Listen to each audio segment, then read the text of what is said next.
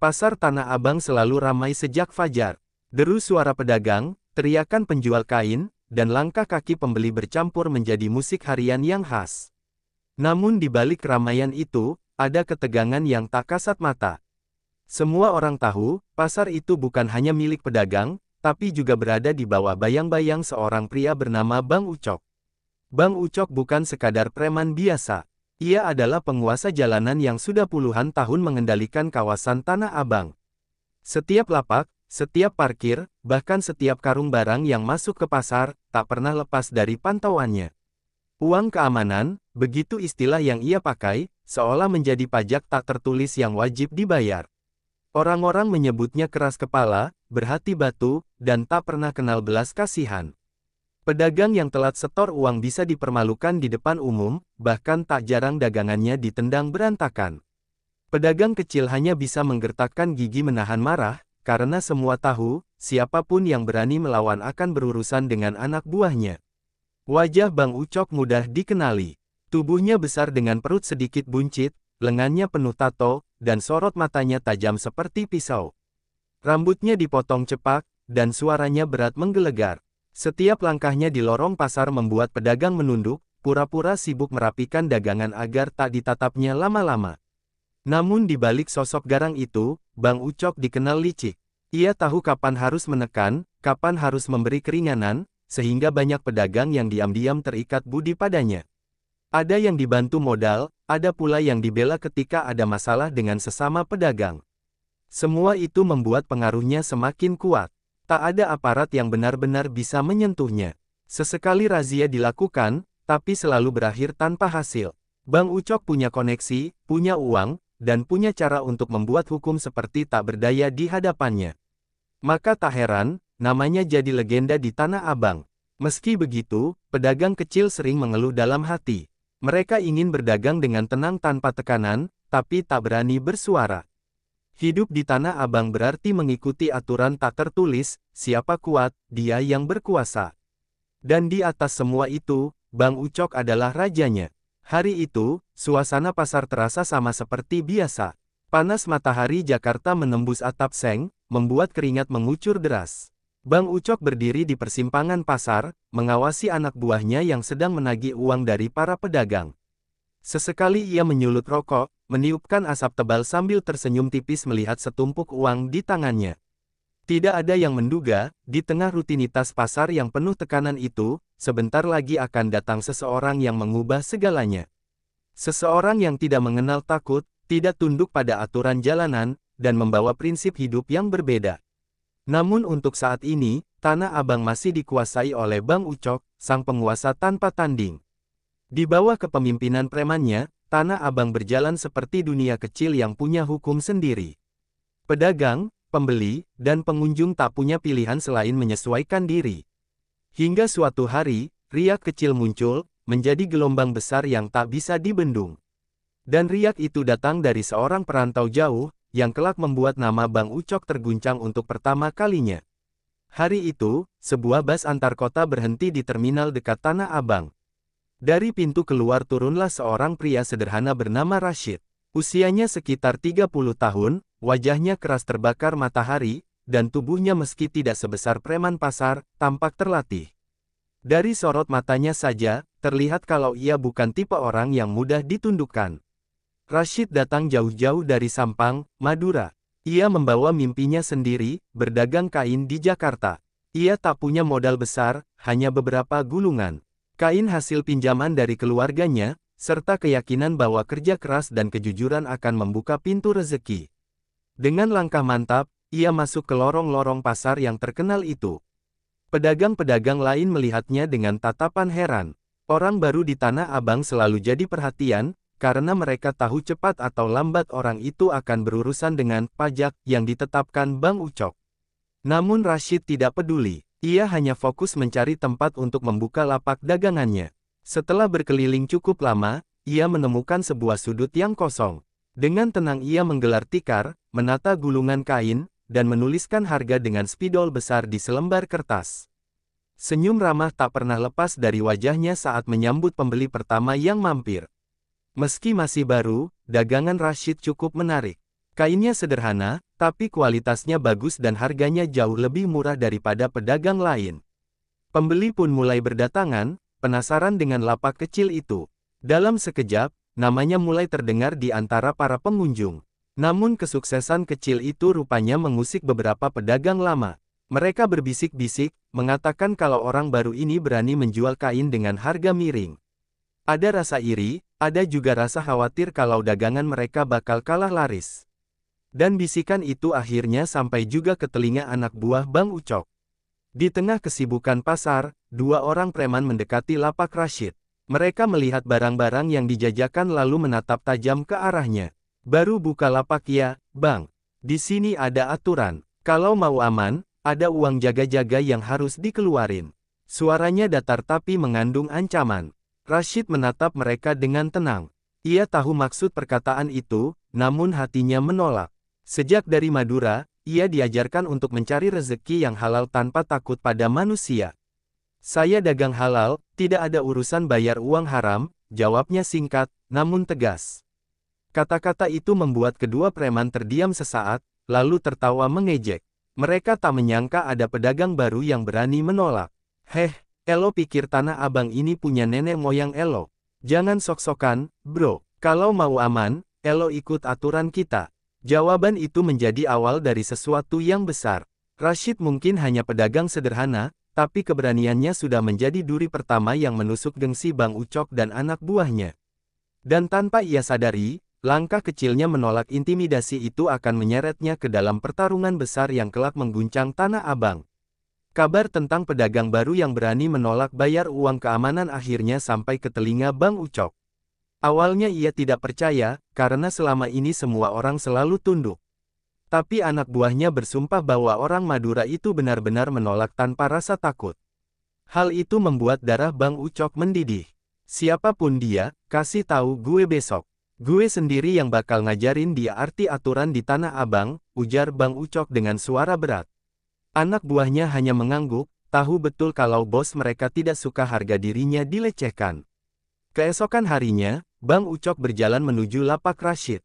Suasana pasar mendadak hening. Pedagang lain pura-pura sibuk, tapi mata mereka melirik ke arah rombongan preman yang mendekat. Semua orang tahu, ada sesuatu yang akan terjadi. Rashid saat itu sedang melayani seorang ibu yang membeli kain. Ia tetap tenang, meski dari jauh sudah melihat sosok besar penuh tato mendekatinya. Setelah pembeli itu pergi, Bang Ucok berhenti tepat di depan lapak. Matanya menatap tajam, bibirnya menyunggingkan senyum sinis. Elo yang namanya Rashid. Suara Bang Ucok terdengar menggelegar. Rashid mengangguk sopan tanpa gentar.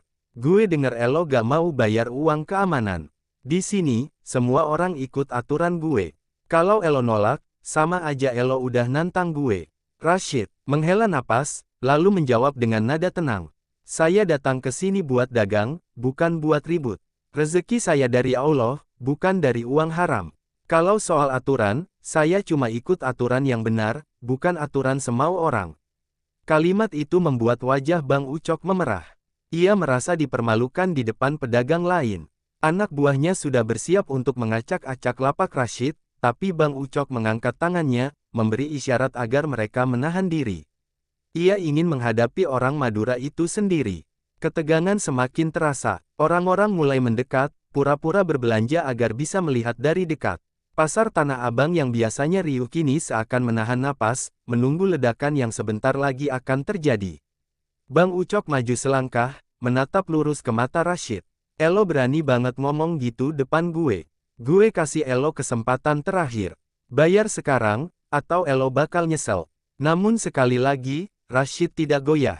Kalau benar abang ini jagoan, buktikan dengan kehormatan, bukan dengan menindas orang kecil.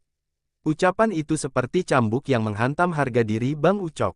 Dari sorot matanya, jelas sekali bahwa pertarungan pertama antara penguasa Tanah Abang dan jagoan dari Madura tak bisa dihindari lagi. Sorak-sorai kecil mulai terdengar di antara kerumunan pedagang yang penasaran. Mereka jarang melihat ada orang berani menantang Bang Ucok secara langsung. Biasanya, orang baru akan menunduk, membayar, lalu melanjutkan hidup. Tapi Rashid berbeda, ia berdiri tegak tanpa gentar sedikit pun. Bang Ucok melempar rokok yang masih menyala ke tanah lalu menginjaknya. Tubuh besarnya maju selangkah, lalu dengan cepat ia mengayunkan tinju ke arah wajah Rashid. Serangan itu deras, namun Rashid sigap menghindar dengan langkah ringan ala silat. Penonton terperangah melihat ketangkasan yang tak terduga. "Wah, orang Madura ini bukan orang sembarangan," bisik salah satu pedagang yang menyaksikan. Anak buah Bang Ucok mulai resah, tak menyangka lawan mereka bisa bergerak secepat itu. Bang Ucok tidak berhenti. Ia kembali menghajar dengan pukulan keras, kali ini disertai tendangan. Namun Rashid kembali menghindar, lalu menangkis dengan gerakan tangan cekatan. Satu pukulan balasan mendarat di lengan Bang Ucok, cukup keras membuatnya mundur setengah langkah. Sorak kagum pun terdengar dari kerumunan. Wajah Bang Ucok semakin merah padam. Selama ini tidak ada pedagang kecil yang berani melawan, apalagi sampai membuatnya mundur. Dengan amarah yang membara, ia menyerang lagi, tapi kali ini Rashid tidak sekadar menghindar. Dengan teknik silat Madura yang terlatih, ia meraih pergelangan tangan lawannya lalu memelintirnya dengan cepat. Arg! Bang Ucok meraung kesakitan, membuat beberapa pedagang hampir bersorak. Namun Rashid segera melepaskan pegangan itu, lalu mundur selangkah. Ia tidak ingin terlihat seperti orang yang haus kekerasan, hanya ingin menunjukkan bahwa ia mampu menjaga diri. "Cukup, Bang," ujar Rashid dengan suara tenang tapi tegas. "Saya tidak mencari masalah. Tapi kalau Abang memaksa, saya tidak akan lari." Ucapannya membuat suasana semakin panas, karena semua tahu Bang Ucok tidak mungkin menerima penghinaan seperti itu. Kerumunan semakin padat. Ada yang berteriak mendukung Rashid, ada pula yang khawatir pertarungan ini akan menimbulkan keributan besar. Anak buah Bang Ucok sudah berteriak-teriak, menuntut agar bos mereka menghabisi lawan yang dianggap lancang itu. Bang Ucok terengah-engah, menatap Rashid dengan sorot mata membara. Ia sadar bahwa lawan di depannya bukan pedagang biasa, tapi seorang jagoan yang tahu cara bertarung. Namun gengsi dan harga diri membuatnya tak bisa mundur. Pertarungan itu akhirnya bukan hanya sekadar soal uang keamanan. Di mata orang-orang Tanah Abang, duel tersebut menjadi simbol. Apakah penguasa lama masih berkuasa, atau orang baru dari Madura ini akan mengguncang aturan yang sudah lama berdiri? Kekalahan kecil di pasar itu jadi bahan pembicaraan yang tak bisa dibendung. Bisik-bisik pedagang menyebar cepat, bagaikan api yang menjilat jerami kering. Semua orang menceritakan bagaimana Rashid, orang baru dari Sampang, berani menolak dan bahkan membuat Bang Ucok mundur sejenak.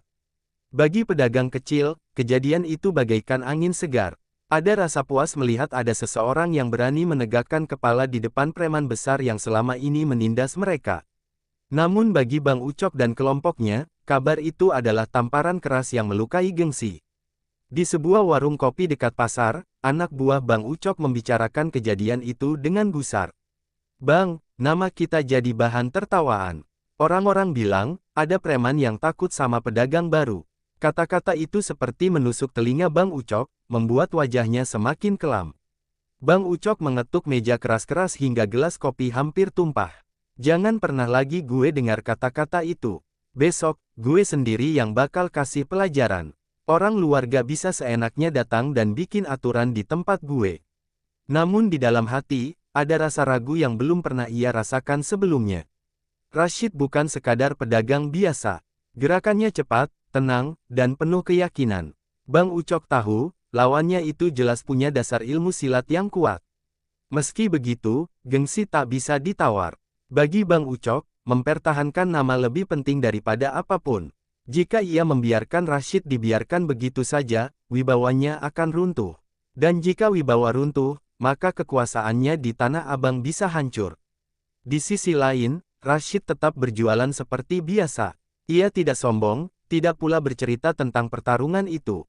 Baginya, melawan kemungkaran adalah kewajiban, tapi ia tidak ingin mencari musuh. Namun diam-diam, ia menyadari bahwa langkahnya telah memicu badai besar. Pedagang kecil mulai berani mendekati Rashid. Mereka memberi salam, ada pula yang dengan lirih berterima kasih. "Bang, semoga Abang kuat. Kami sudah lama pengen ada yang berani melawan, tapi gak ada yang berani." Rashid hanya tersenyum, mengingatkan mereka agar tetap mencari rezeki yang halal dan tidak takut pada manusia. Sementara itu, di markas kecilnya, Bang Ucok menyiapkan rencana. Ia memanggil anak buahnya, memastikan bahwa besok malam Rashid tidak akan bisa lolos. "Kali ini, gue bakal bikin dia kapok. Biar semua orang tahu, Tanah Abang cuma punya satu raja, katanya dengan suara dingin. Pertarungan besar kini bukan lagi soal uang keamanan. Ini soal gengsi, soal harga diri, dan soal siapa yang pantas disebut penguasa. Seluruh Tanah Abang seakan menahan napas, menunggu bentrokan berikutnya yang pasti lebih keras, lebih panas, dan mungkin lebih berdarah. Malam itu suasana Tanah Abang terasa berbeda. Lorong-lorong pasar yang biasanya ramai kini sepi, tapi bisik-bisik orang terdengar di setiap sudut. Semua tahu, akan ada pertemuan besar antara Bang Ucok dan Rashid. Dan ketika dua nama itu disebut, orang-orang hanya bisa bergidik, menunggu apa yang akan terjadi. Di sebuah gudang tua dekat pasar, Bang Ucok sudah menunggu. Ia datang dengan belasan anak buah, semua bersenjata seadanya, rantai, tongkat, bahkan ada yang membawa besi panjang. Wajah mereka penuh amarah, siap membalas rasa malu yang mereka tanggung beberapa hari lalu. Tak lama kemudian, langkah tenang terdengar dari kejauhan. Rashid muncul sendirian, tanpa membawa siapapun. Hanya tubuhnya yang tegap, kain sarung tergulung di pinggang, dan sorot mata yang tenang. Pedagang yang diam-diam ikut menonton dari jauh tercengang, tak percaya ia datang tanpa bantuan. Elo beneran datang sendirian, ejek Bang Ucok sambil tertawa sinis. Bagus, malam ini Elo bakal nyesel. Udah lahir ke dunia, anak buahnya ikut tertawa, yakin lawan mereka tidak akan bisa bertahan. Rashid hanya menarik napas panjang. Saya datang bukan untuk cari masalah, tapi untuk menegakkan kebenaran. Kalau abang merasa kuat, mari kita selesaikan dengan kehormatan, bukan dengan menindas. Ucapannya membuat sebagian penonton terdiam, tersentuh oleh keberanian yang jarang mereka lihat. Bang Ucok marah mendengar kata-kata itu. Ia langsung menyerbu dengan teriakan garang, tinjunya menghantam udara dengan kekuatan penuh. Namun Rashid menyambutnya dengan gerakan silat yang lincah. Ia menghindar, lalu membalas dengan sapuan kaki cepat yang membuat tubuh besar Bang Ucok hampir terjatuh. Anak buah Bang Ucok berteriak-teriak, menyemangati bos mereka. Tapi justru mereka semakin cemas ketika melihat Bang Ucok beberapa kali gagal mengenai sasaran. Rashid bergerak seperti bayangan, gesit, tenang, dan setiap serangannya terukur. Pertarungan berlangsung sengit. Tinju keras Bang Ucok mengenai bahu Rashid, membuatnya sedikit terhuyung. Namun Rashid segera bangkit, membalas dengan pukulan siku yang mendarat tepat di rahang lawannya. Suara dentuman itu membuat penonton menahan napas. Bang Ucok berusaha bertahan, tapi jelas terlihat ia mulai kewalahan. Napasnya terengah-engah, sedangkan Rashid tetap tegak dengan mata penuh keyakinan. Pertarungan itu kini bukan lagi sekadar duel, melainkan simbol antara kekuasaan yang lahir dari ketakutan melawan kekuatan yang lahir dari keberanian. Dan di malam itu, semua orang sadar, hasil dari pertarungan ini akan menentukan wajah Tanah Abang ke depannya. Apakah tetap berada di bawah genggaman preman besar, atau berubah menjadi tempat yang lebih adil berkat keberanian seorang perantau dari Madura? Dentuman pukulan terakhir masih bergema di gudang tua itu. Bang Ucok terseret mundur, tubuh besarnya limbung, keringat bercucuran di wajahnya. Sorot matanya yang biasanya penuh wibawa kini terlihat goyah. Untuk pertama kalinya, sang penguasa Tanah Abang berada di ujung kekalahan. Rashid berdiri tegak di hadapannya. Nafasnya teratur meski tubuhnya juga penuh luka. Ia tidak mengejar, tidak juga menghabisi. Ia hanya menunggu, dengan mata yang tajam namun penuh ketenangan, seolah memberi kesempatan terakhir bagi lawannya untuk menentukan jalan sendiri. Bang Ucok meraung marah, berusaha bangkit dengan sisa tenaganya. Dengan teriakan keras, ia menghantamkan tinju ke arah Rashid. Namun sekali lagi, gerakan itu terlalu lambat. Dengan langkah ringan, Rashid menghindar, lalu melayangkan tendangan cepat ke arah dada. Tubuh Bang Ucok terhempas ke lantai keras. Suara jatuhnya tubuh itu menggema, membuat kerumunan terdiam. Tak ada lagi sorak-sorai anak buah Bang Ucok. Mereka hanya menatap, tak percaya bos mereka bisa dibuat tak berdaya. Rasa takut mulai merayap di wajah mereka, karena yang mereka yakini sebagai raja pasar kini tumbang di depan mata. Bang Ucok mencoba bangun, tapi lututnya gemetar, tak sanggup menopang tubuh. Ia terbatuk, darah menetes dari bibirnya. Sorot matanya kini bukan lagi marah, melainkan campuran malu dan tak percaya. Gue, gak bisa kalah, di tempat gue sendiri, gumamnya lirih. Rashid mendekat, lalu jongkok di hadapannya. Bang, kalah atau menang bukan soal besar kecilnya badan. Ini soal benar atau salah. Saya tidak benci abang, tapi jangan lagi tindas orang kecil. Rezeki semua orang sudah ada bagiannya. Suaranya terdengar tenang, tapi menusuk hati siapapun yang mendengarnya. Anak buah Bang Ucok saling pandang, tak tahu harus berbuat apa. Sebagian dari mereka bahkan menunduk, merasa kalah bukan hanya secara fisik, tapi juga secara moral. Mereka sadar, keteguhan hati Rashid jauh lebih kuat daripada kekerasan yang selama ini mereka andalkan. Bang Ucok akhirnya jatuh terduduk, terdiam tanpa bisa membalas. Malam itu, kehormatannya runtuh, dan dengan itu, runtuh pula kekuasaannya atas Tanah Abang. Untuk pertama kalinya dalam bertahun-tahun, pasar itu melihat rajanya kalah. Kerumunan yang menonton mulai bersorak, bukan sorak ejekan, tapi sorak lega. Mereka melihat secercah harapan baru, bahwa kekuasaan yang menindas ternyata bisa digulingkan. Dan harapan itu lahir dari seorang perantau sederhana yang hanya ingin berdagang dengan jujur. Rashid lalu berdiri, membalikkan badan, dan berjalan keluar gudang. Ia tidak menoleh ke belakang. Baginya, pertarungan sudah selesai. Ia meninggalkan Bang Ucok bersama gengsinya yang hancur, dan meninggalkan Tanah Abang dengan pesan bahwa keberanian bisa mengalahkan ketakutan.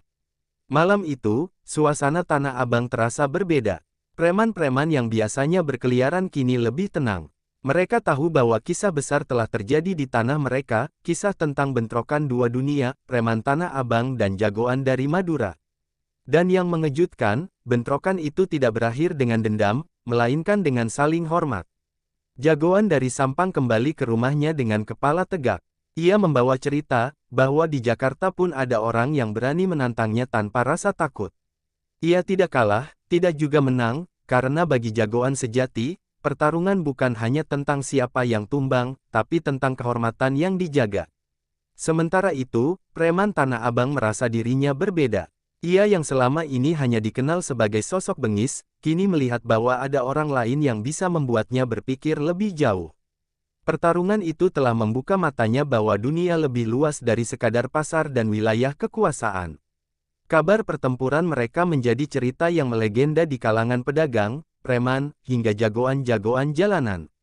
Nama mereka berdua disebut dengan nada kagum, seakan dua singa telah berjumpa di arena, mengaum dengan suara lantang, lalu berjalan kembali dengan kepala tegak. Mereka tidak menjadi sahabat, tapi juga tidak lagi menjadi musuh. Ada rasa segan yang tumbuh, rasa yang tidak bisa dijelaskan dengan kata-kata. Seperti api dan air, mereka berdua berbeda, tapi sama-sama kuat dan berharga. Beberapa bulan setelah peristiwa itu, banyak orang yang masih membicarakannya. Bahkan anak-anak kecil di Tanah Abang sering bermain pura-pura menjadi jagoan Madura dan preman pasar, menirukan gerakan silat dan teriakan lantang. Kisah itu telah berubah menjadi legenda jalanan. Bagi preman Tanah Abang, hari-hari berikutnya terasa lebih ringan. Ia tidak lagi mencari lawan, karena ia tahu, sudah ada yang membuatnya sadar bahwa bukan hanya otot yang berbicara, tapi juga hati. Sedangkan bagi jagoan dari Madura, ia membawa pulang pengalaman yang berharga. Setiap kali orang bertanya tentang Jakarta, ia akan tersenyum dan berkata, "Aku pernah bertemu singa Tanah Abang, dan kami saling mengenal lewat tinju, bukan lewat kata." Dan begitulah, pertemuan dua dunia itu tidak hanya melahirkan kisah benturan, tetapi juga kisah tentang kehormatan, keberanian, dan arti sejati dari menjadi jagoan. Di bawah langit malam Jakarta, legenda mereka terus hidup. Preman Tanah Abang dan jagoan Sampang Madura, dua nama yang akan selalu dikenang di jalanan sebagai lambang keberanian dan harga diri.